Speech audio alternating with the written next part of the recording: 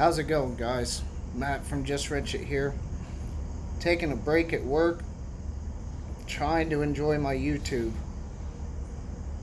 All anyone is talking about are these icon tools. So let's talk about them a little bit. We're going to leave the toolboxes on the shelf. Think we all know what's going on there. Way overpriced, out of most anyone's normal budget that they're going to spend on tool storage. Uh, but Client Graphics did a video where I don't know if he got like an early release or what he did, but he went to, I'm assuming his local Harbor Freight, and bought, I want to say he said $800 worth of icon tools. And he went over them, he went over the pricing. It's a pretty good video. I'm doing this on mobile, so I don't have the ability to link, but you can find that easily, I'm sure. But the price points on these tools are outrageous. Now, I expected them to be expensive, right? Premium tools, right, always are going to be a little costly, but they're talking $109 for a ratcheting wrench set. And you got to get two because there's SAE and metric. And everybody's big thing is they don't skip sizes. There's a reason why manufacturers skip sizes. Number one, to keep costs down.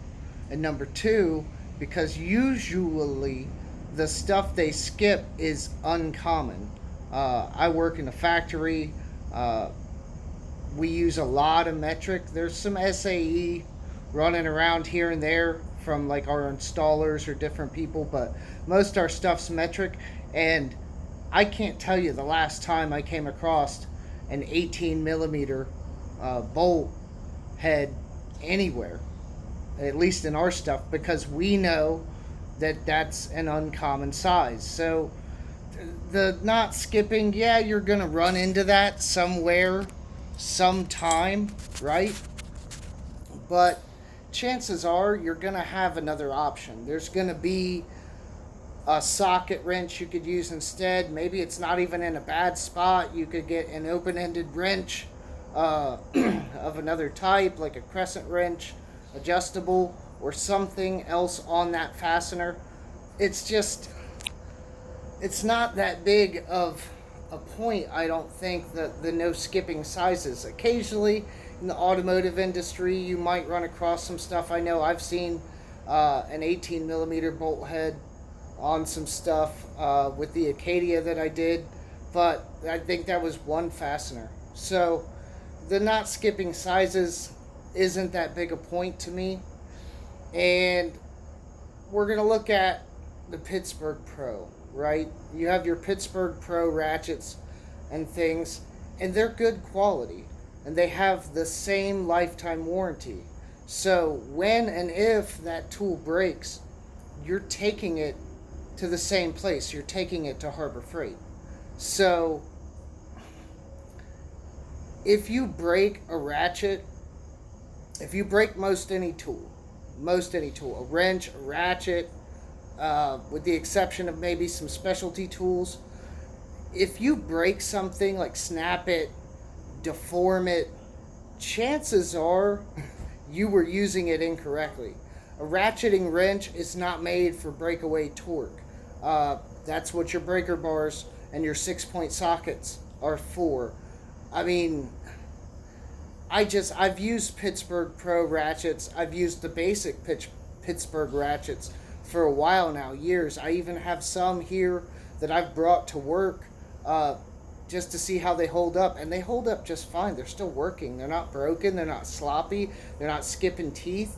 And these are the 72 tooth ratchets. Do you need 90 tooth ratchets? Is anything that tight that you need that couple millimeters of turn distance? I don't think so. Not in most cases. And the Pittsburgh Pro is just fine. Price points are a lot better, and you're going to take it back to the same place.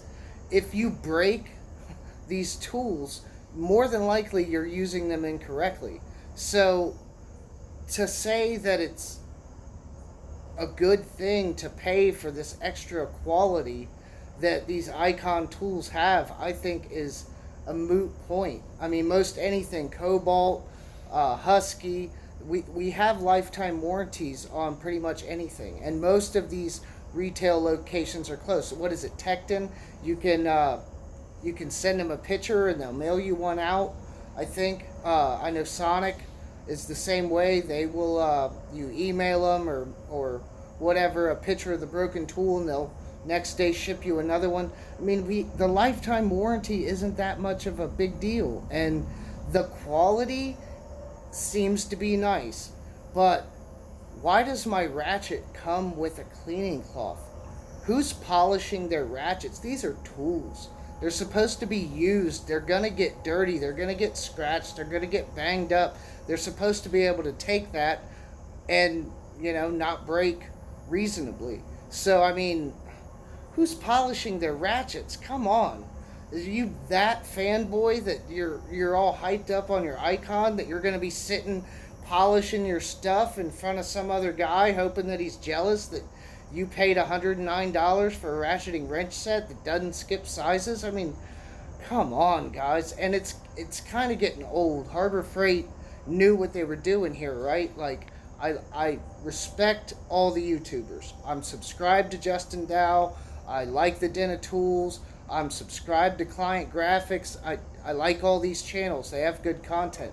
But in regards to this icon stuff, Harbor Freight is on a dedicated PR campaign before the tools were even out to convince everyone that they were of good quality and to get everybody hyped up, have people that are mechanics and things of this nature basically vouching for the tools. And I mean, you're gonna have that to a degree, but it's been a pretty big campaign, and I think they're trying to bite off more than they can chew. I think they're trying to push a price point and a quality standard that I don't quite think that they meet. Nobody's comparing these to Right Tool or to Proto. I mean, Snap-on has been wayward for a while, and mechanics like it because of the brand name and the tool trucks and all this, but most guys I know don't use Snap-on, and if they do, it's something that got left to them. Your DIYers, your normal people that are wrenching, nobody's buying that stuff. And mechanics, why they want to pay that much for stuff, I don't know. It makes them feel good. The brand name recognition, I don't know if there's a lot of competition there between guys as far as who has what tool and what they paid for it. But in the industrial side, we don't care what the name is on a tool. We don't care how much it was priced at or what deal we got it for. If it works, and we use it.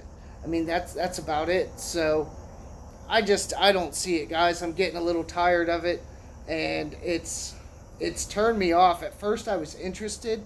I wanted to see what they were all about, but now that I've really seen what's going on, we've seen the prices, and we know what's kind of coming as far as what's going to be released and what's going to be available, I'm not real excited about it. I could buy a Master Mechanics tool set for the price point that they're talking in. Like the what is it? Cobalt has one. I know Husky has one.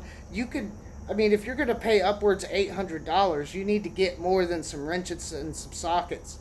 You got deep well, you got your small sockets, it's a basic set of tools. You're talking about almost $1,000, and this is all stuff that even if you're a mechanic, you should already have a version of it. So why is everybody so happy to run out and pay these inflated prices for these tools that they probably already have a version of that works just fine? I just don't see it, guys. Tell me what you think in the comments below. I think Harbor Freight's way out of their league on this one, and I'll be surprised if it doesn't fall flat on its face, because I don't think regular people are going to buy it. And that's who shops at Harbor Freight, are regular people. So it's just my thoughts tonight, guys. I will see you in the next video.